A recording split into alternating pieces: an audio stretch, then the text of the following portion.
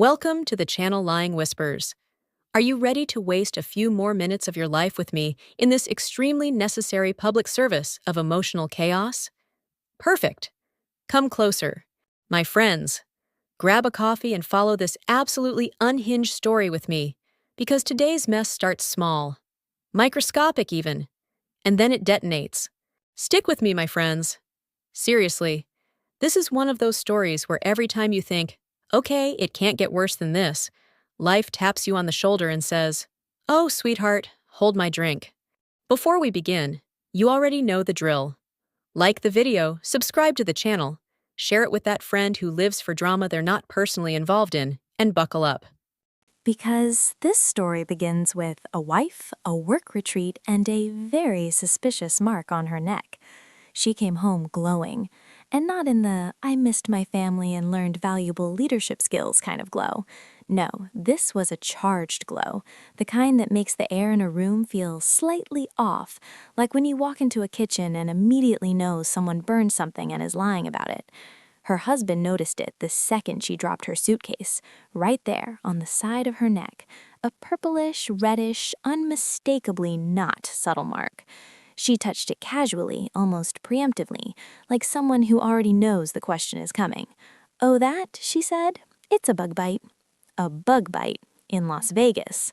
My friends, pause. Let that marinate. Las Vegas, the desert, concrete, neon lights, regret, overpriced cocktails, and bad decisions. But bugs? Not exactly famous for their thriving nightlife on the Strip. Her husband didn't say anything at first, not because he believed her, absolutely not, but because their 4-year-old daughter was right there, chattering away about cartoons and snacks and the very important business of being 4. But oh, the thought lodged itself in his brain like a splinter. A bug bite? This wasn't just about the mark. The mark was merely the cherry on top of a week-long emotional crime scene. Because the retreat itself, that's where things really started smelling funny.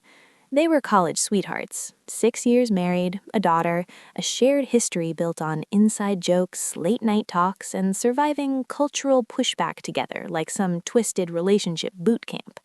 She worked corporate. He worked hard too, but his job had flexibility. Usually, when she had these annual work retreats, he'd go with her. They'd turn it into a family trip, a reset, a reminder that they were still partners, not just co-managers of a household. But this year, no such luck. Their daughter had developed intense travel anxiety. Flying long distances sent her into full meltdown mode. They were working on it, gently, patiently, but this retreat, they chose their battles.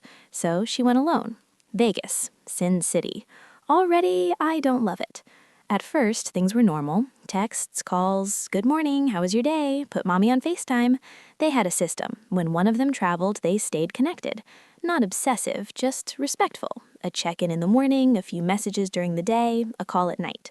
Then, slowly, it stopped. Texts went unanswered. Calls felt rushed. When she did pick up, she sounded distracted, impatient, like he and their daughter were inconveniences she needed to get off the phone with. And listen, my friends, wanting to be present at a work event is fine, but ignoring your spouse, ignoring your child, that's not presence, that's avoidance. The worst part? Their daughter's birthday fell during the retreat, a detail that already made me side-eye the calendar. But the wife had promised something special, a mini birthday celebration over FaceTime, balloons at home, cupcakes, singing, the whole deal. Their daughter was thrilled. And then she canceled because she had coworkers in her hotel room. Let me repeat that for the people in the back. She skipped her daughter's birthday celebration to hang out with coworkers.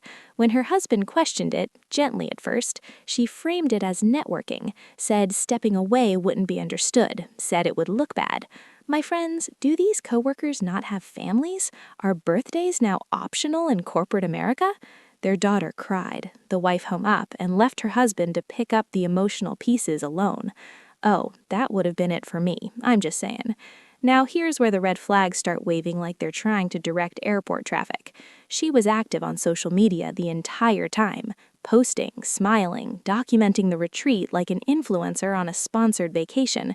So she had time to post, but not time to text her husband, not time to FaceTime her child. No, I don't like that math. And then there was him, the coworker, 23, male, new hire, always in her photos, always right next to her, always just a little too close. In one picture, his arm was around her shoulders. Casual, sure, but not professional casual. More like testing boundaries casual. Her husband already didn't like this guy, and honestly, neither do I.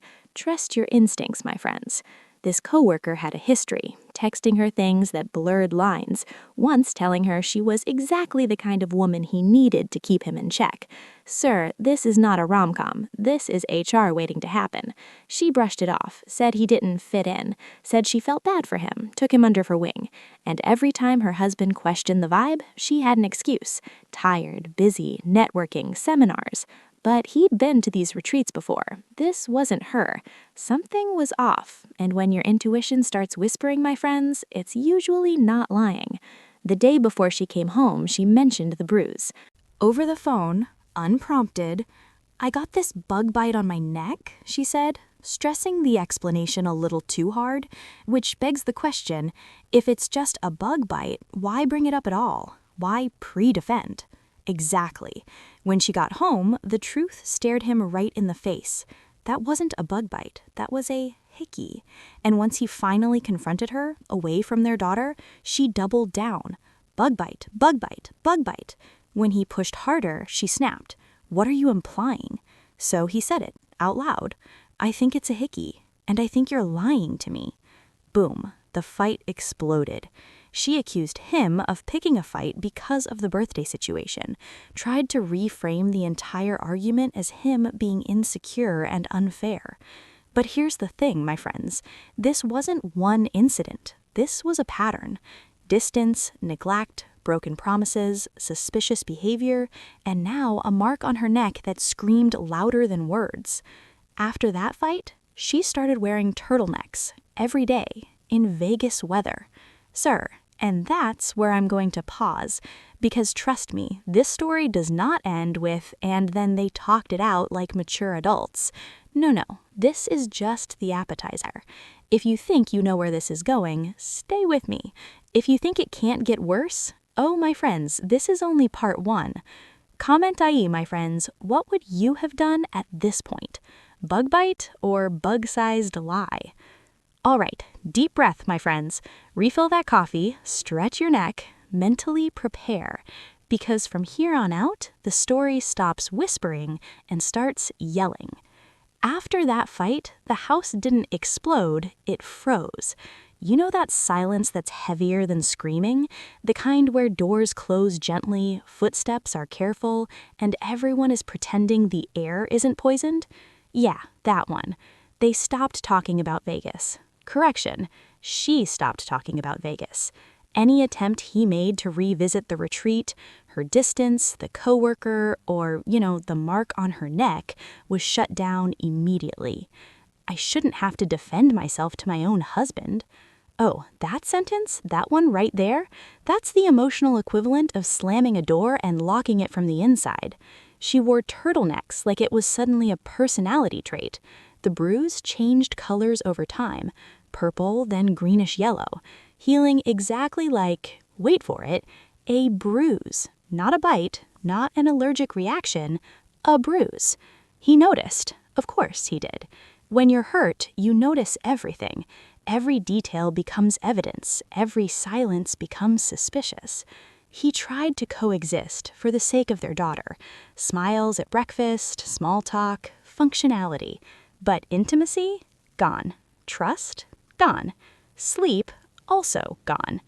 Eventually, he made a decision.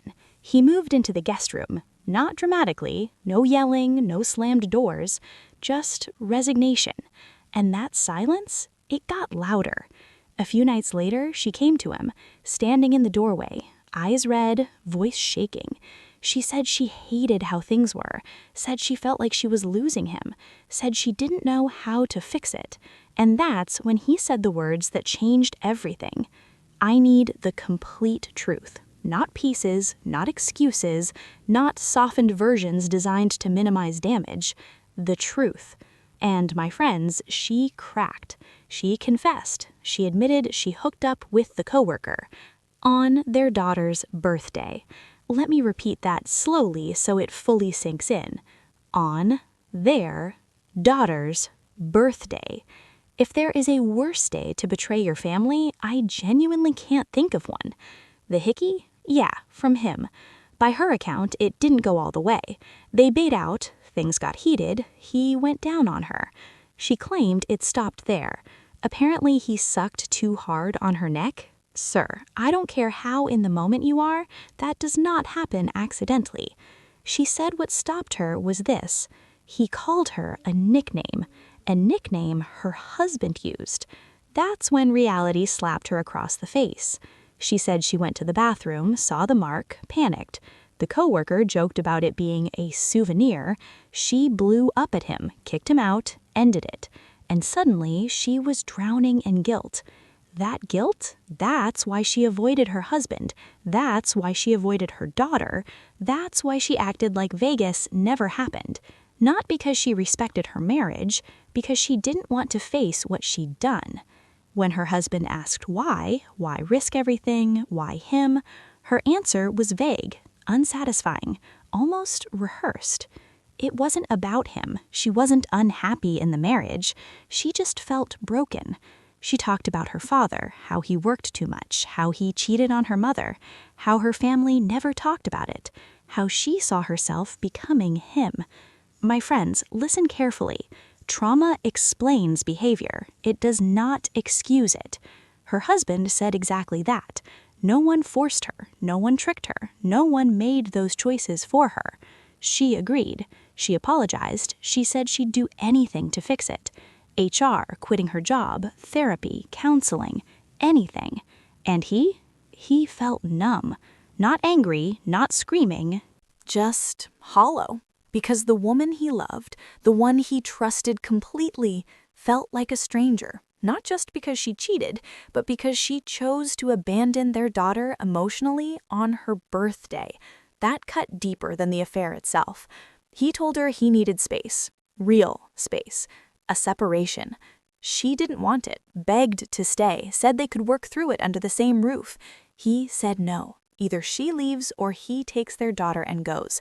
She left, moved in with her parents, and just like that, their family cracked clean in half. Their daughter thought mommy was just busy with work, which, honestly, that hurt more, because there was no difference in her mind.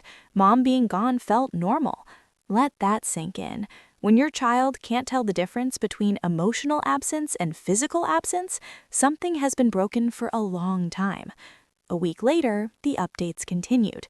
The wife insisted the affair only happened once, still swore by the timeline, still minimized. But here's what changed. She admitted it started emotionally. She admitted she liked the attention, the praise, the feeling of being seen. She admitted she wore her wedding ring the entire time. Yeah, that one hurt him the most. The ring wasn't just jewelry to him, it was a symbol. And now it felt contaminated. He stopped wearing his. She reported the affair to HR. Both of them were suspended. An investigation opened because, fun twist, she was his mentor. Power imbalance, favoritism concerns, company policy violations. It wasn't just a personal betrayal, it was professional self-destruction. Later, she resigned, gave up the job entirely. She said she wanted to prove she was choosing her family. But, my friends, when choices come after consequences, they don't feel heroic. They feel late. Counseling started, marriage counseling, individual therapy, eventually play therapy for their daughter. And here's the part that quietly shattered him. Their daughter became distant with her mother, clung to him, ignored her. Once, when her mom tried to play with her, the little girl said, "I don't want to play with you." Kids don't have filters. They don't rationalize. They just react to safety. Therapy peeled everything open. The wife admitted she struggled to bond with their daughter, that she compensated with gifts instead of presents, that she left the emotional labor to her husband because he was better at it. She admitted she told herself the affair wasn't as bad as her father's because it wasn't physical, until it was. She admitted she thought she was in control. She wasn't. The husband told her something brutal but honest. You didn't stop because you remembered me, you stopped because you got what you wanted. And honestly, that was the moment I felt my chest tighten. Their anniversary came, plans they'd made before Vegas, trips booked, dreams attached. She wanted to keep it, he said no, not out of spite, but because trust hadn't healed enough for vulnerability. That anniversary forced him to grieve, not just the marriage, but the life he thought he had, the friend he lost, the future he imagined, the safety he believed in. He said something that wrecked me. Everyone moves on. She moves on, the affair partner moves on, work moves on, and I'm the one left holding the loss. Yeah, that's it. That's the cost of betrayal. They're still separated, still in therapy, still focused on their daughter. He doesn't know if reconciliation is possible. He's not rushing forgiveness. He's choosing stability over denial. And honestly, my friends, that might be the bravest thing in this entire story. So now I ask you, what would you do? Could you rebuild trust after this? Could you forgive the timing, the lies, the birthday? Or would the damage be too deep? Comment below, my friends. I need to know what you'd do in this situation. Like, subscribe, share this with someone who lives for messy human stories. And I'll see you next time, right here on Lying Whispers. Because some secrets don't stay buried. They leave marks. Oh no, my friends, if you thought this story gently faded to black, adjust your expectations and your posture. We're continuing. Grab more coffee or wine. I'm not judging, because this is the part after the explosion, when everyone expects healing and instead gets consequences.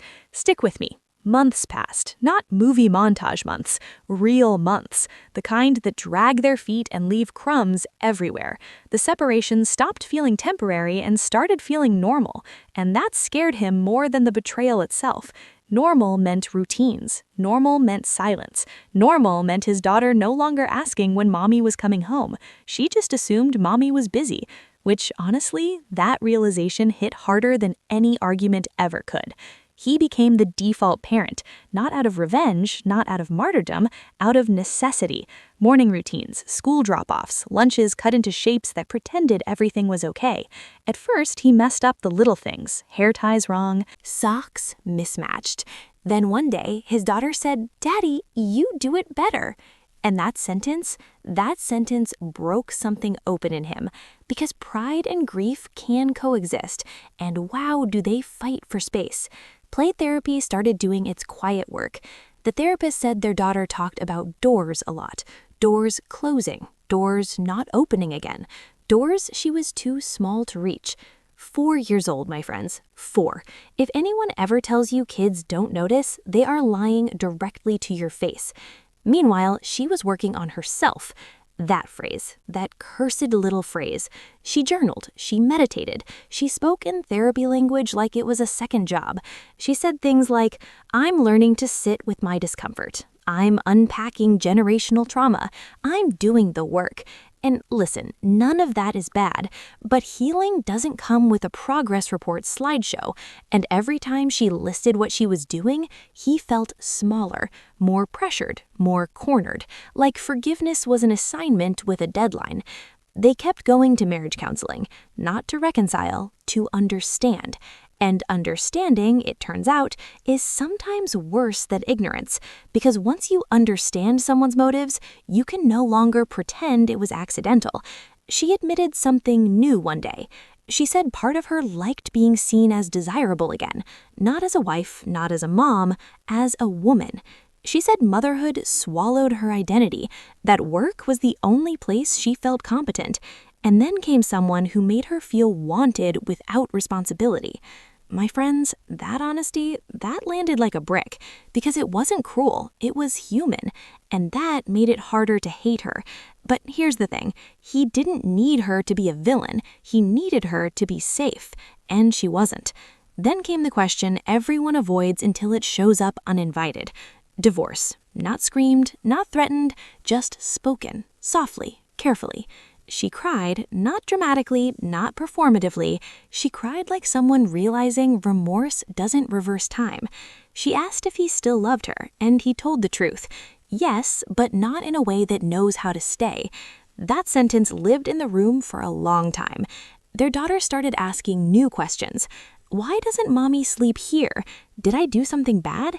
Can doors open again? He reassured her every time, but reassurance doesn't erase confusion, it just teaches kids how to survive it.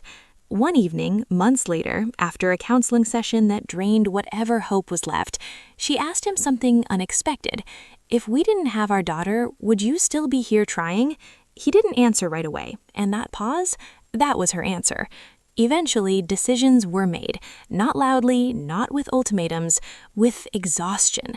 They agreed to move forward separately, not as enemies, not as lovers, as co-parents who once loved each other deeply and broke something they couldn't fully repair.